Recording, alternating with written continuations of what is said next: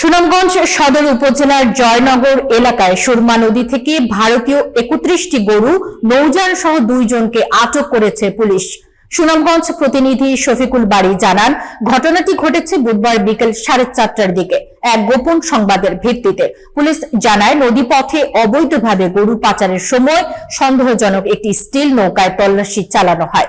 এ সময় নৌকায় থাকা 31টি গরুর সঙ্গে কোনো বৈধ কাগজপত্র বা ক্রয় বিক্রয়ের রসিদ পাওয়া যায়নি।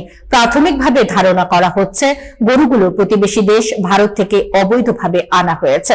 সুনামগঞ্জ সদর মডেল থানার অফিসার ইনচার্জ রতন শেখ বলেন, আটককৃত গরু ও স্টিল নৌকাটি আইনি প্রক্রিয়া শেষে সংশ্লিষ্ট কর্তৃপক্ষের কাছে হস্তান্তর করা হবে।